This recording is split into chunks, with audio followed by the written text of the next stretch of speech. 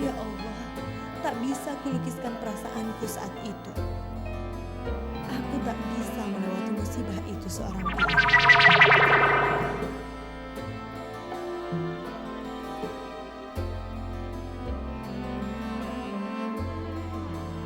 Timah adalah darah yang membuat ekonomi Pulau Bangka berdenyut. Pekerjaan ini telah mendarah daging bagi kebanyakan penduduk, tak terkecuali suami pertamaku, Muhammad Khairi. Sebagai rakyat kecil, Khairi hanya sanggup bekerja di tambang rakyat, atau biasa disebut tambang inkonvensional. Di kawasan Sungai Liat, suamiku bekerja ngelimbang, istilah untuk memisahkan biji timah dari pasir. Walau penghasilannya tidak besar, aku hidup bahagia bersamanya. Terlebih lagi, aku langsung dikaruniai anak setahun setelah itu. Hanya saja aku mengalami kesulitan saat melahirkan Tarmizi. Lebih dari 3 jam perutku mulas, namun jabang bayi yang kutunggu tidak jua muncul. Bidan yang ada tidak juga bisa membantu, sampai akhirnya mereka teringat kepercayaan setempat. Menurut kepercayaan orang sini, situ kerja di pertambangan. Pernah begitu kesadaran air? Oh ya udah, kalau gitu saya buka aja deh, saya Bu ya. Iya, tolong ya. Ya udah, nanti bisa saya Bu ya. Sabar Bu ya. Karena bapaknya sering air yang dipercepat yang rendah.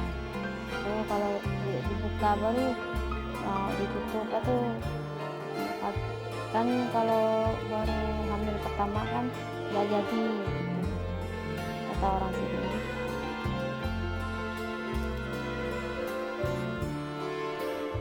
Entah ada kaitannya atau tidak, setelah suamiku membuka saluran air di tempat ngelimbang, Tarmizi lahir menyapa dunia.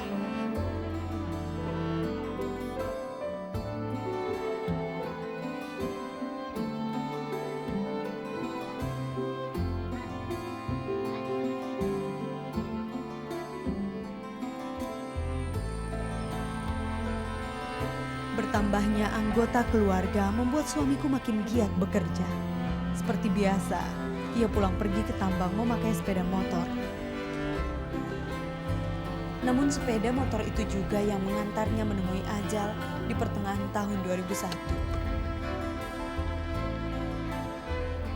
Sore itu, sepulang melimbang timah seharian, suamiku bertabrakan dengan motor lain. Malah tak dapat ditolak, tabrakan itu merenggut nyawa Khairi, suamiku tercinta.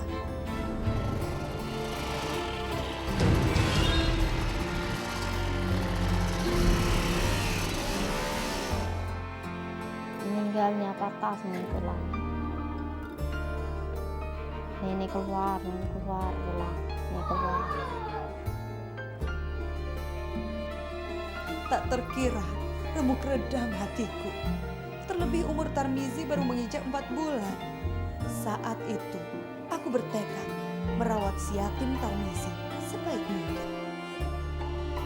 Namun garis nasib berkata lain. Tarmizi harus dibekam penyakit sejak dini, di usianya yang baru 1 tahun. Bermula saat ia bermain dengan teman-temannya.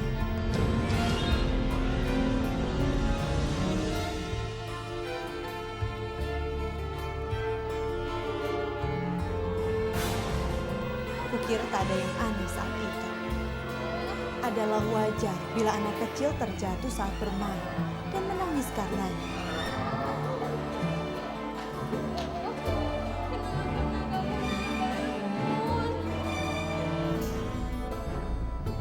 Namun kecurigaanku timbul manakala tangis Tarmizi tak juga berhenti. Lantas, dukun urutlah yang menjadi tujuanku untuk menyembuhkan penyakitnya.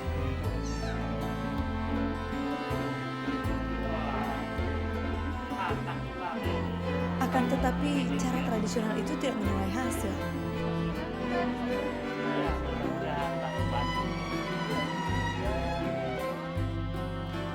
Enggak,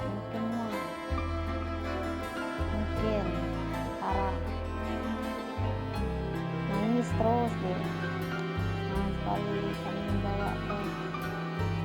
kapur lah ke kampung lah kan bawa. Nah kata tetangga bawa ke rumah sakit, dikontrol rumah sakit selama 2 tahun.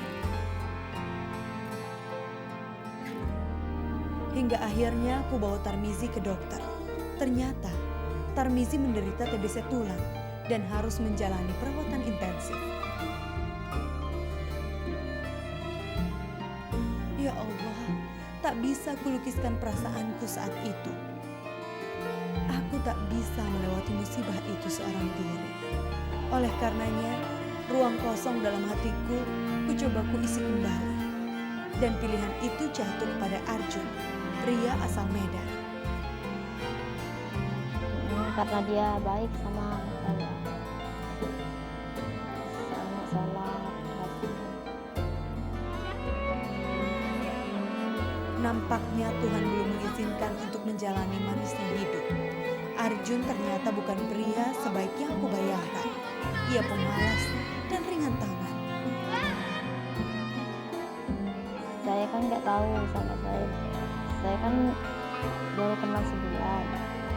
Saya nggak tahu kan sifatnya. Kalau ngurus anaknya kita terus, dia nggak mau. Maunya dia tidur dari pagi sampai sore. Ya, sungguh sakit hati ini bila mengingat Arjun bermuka manis dan bersikap baik terhadap Tarmizi. Hanyalah cara agar ia bisa mendekatiku. Kenyataannya, ia sering bersikap kasar pada Tarmizi. Kata dia, jajan terus, kata dia. Rajin beli anak jajan terus. Ini nggak diurus. Walau demikian, aku berusaha untuk meneruskan pernikahan kami. Aku ingin memberi Tarmizi sosok bapak yang mengayomi dia. Namun, harapan itu ternyata jauh panggang dari api.